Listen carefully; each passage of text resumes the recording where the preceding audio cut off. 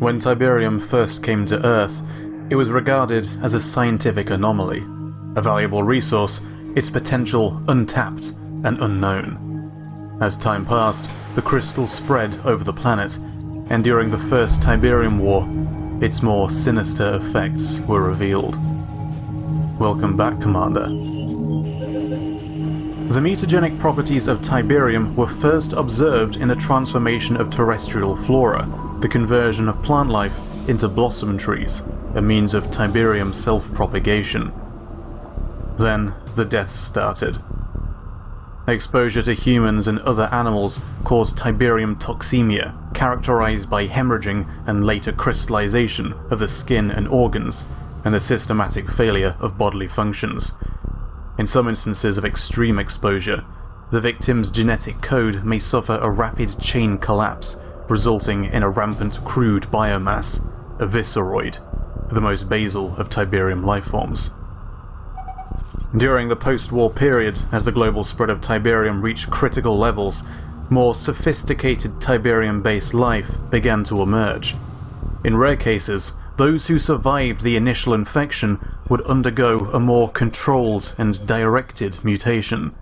These mutant humans were made stronger, more resilient than uninfected people, their altered biology allowing them to survive in the Tiberium-consumed wastelands. Like all Tiberium-based life, an injured mutant would rapidly regenerate injuries under direct Tiberium exposure. This was not a benevolent curse. Over time, the crystal would continue to twist and distort its host beyond earthly recognition. Once infected, the process is irreversible. Tiberium mutation is a death sentence, just not an overly expeditious one. Merely victims of circumstance, these mutants were cast out from human society for fear of further contamination amongst the healthy populace. They found sanctuary in their own company, forming nomadic tribes in densely irradiated Tiberium zones, often below the blasted surface, where they could live without human interference.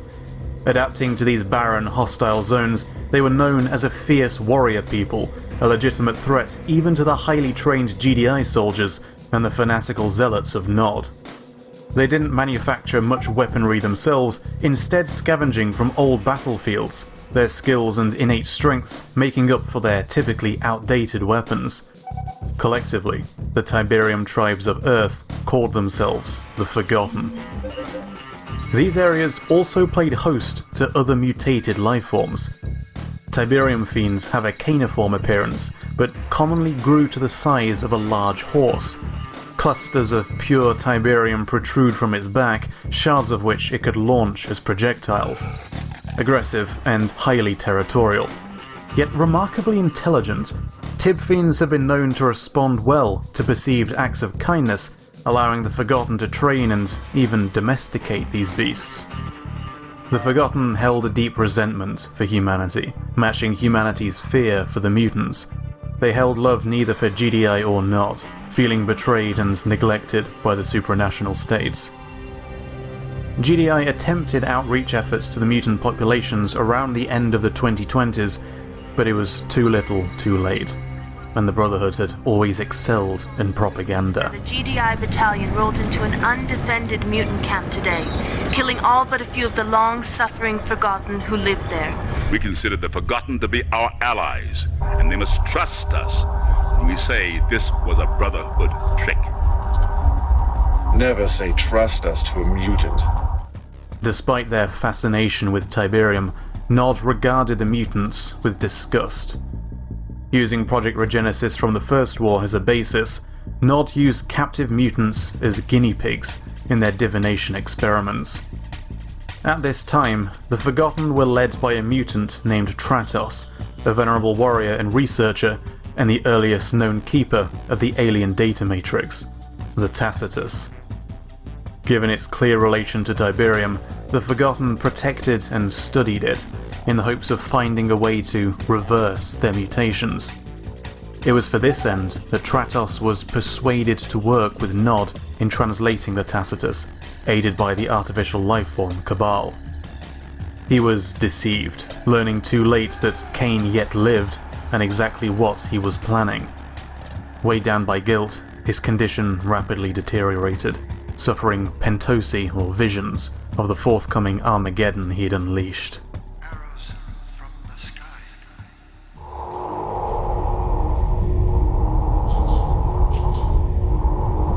Stay alert, people.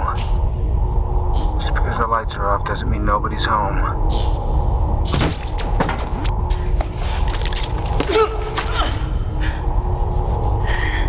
Bad for a blunt.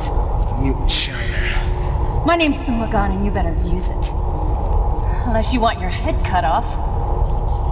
And don't. Umagon, a forgotten commando. After the outbreak of the Second Tiberium War, she sought an alliance with GDI, offering the use of forgotten warriors like the Ghost Stalker, in return for assistance in rescuing Tratos. Why should I trust you? Unlike you blunts, the Forgotten are a people of honor. The successful joint operations throughout the conflict improved relations between the two, but it was not to last. Gabriella, that creature was Umagon. In his own bid for power, Cabal plans to acquire the Tacitus for himself. This is Tratos. He is a mutant and an enemy of Nod. He is the only sentient other than myself that can translate the Tacitus. Kill him. Although GDI were able to put down Cabal's insurrection, the damage to the Forgotten's trust had already been done. Tratos had been killed under GDI protection, and the Forgotten could not ignore that failing. The alliance that had been built up in Tib War II swiftly dissolved, the Forgotten becoming increasingly distrustful of outsiders than before, until, in 2037, they vanished. In what has become known as the Mutant Exodus, the Forgotten severed all ties to humanity, retreating deep into Tiberium red zones in a self-imposed exile. In a gesture of good faith, GDI began deploying habitat modules at the edges of red zones in 2042, offering shelter from the all-too-common ion storms. On occasion, the habitat showed signs of use, but actual sightings of mutants were vanishingly rare. The exact whereabouts of the Forgotten tribes are unknown. Commander, you're not gonna believe this. GDI just activated all their ion cannons in the southern hemisphere. I thought they were gonna wipe us off the map in Australia.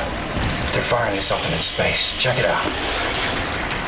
Then, in 2047, the Skrin came. What the hell's going on? The Third Tiberium War was already underway when the invaders arrived. They immediately began mining operations, constructing 19 threshold towers in the most afflicted red zones. GDI launched attacks on the thresholds, but this was in Forgotten territory. It's hard to imagine they wouldn't also have intervened. Of course, it's their Earth too.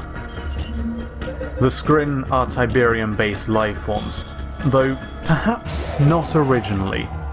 They cannot survive without a constant supply of Tiberium radiation, at this stage requiring planetary-scale harvesting to sustain themselves.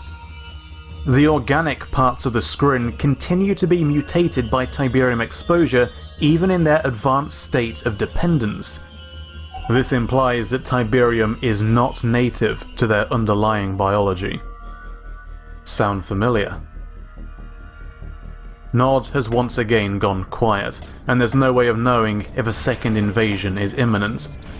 In the tenuous peacetime, GDI has resumed their efforts to reclaim land overrun by Tiberium using their harmonic resonance technology. Given enough time, they could feasibly reclaim the entire planet, thus raising a problem for the aptly named Forgotten. It's been 15 years since last they were seen, but for the occasional marauder. If they are on the same path of directed mutation as the Skrin, they may already have become dependent on Tiberium to survive. The wind-blasted red zones, like portals to a toxic alien planet, have become sanctuary to the Forgotten. It has been GDI's mission since 1995 to contain the Tiberium outbreak and to reclaim and restore the Earth. This goal may no longer be possible. One day, GDI will be forced to confront their former allies and decide the fate of the planet, if it could be shared between both carbon-based and Tiberium-based beings. The Forgotten are bound by the crystal. It distorts as much as it rejuvenates, and though a blight on humanity and the greatest ecological disaster in history, it remains the most valuable resource on Earth. This is the great curse of Tiberium, like the spice of Arrakis. The Earth can never be free of it.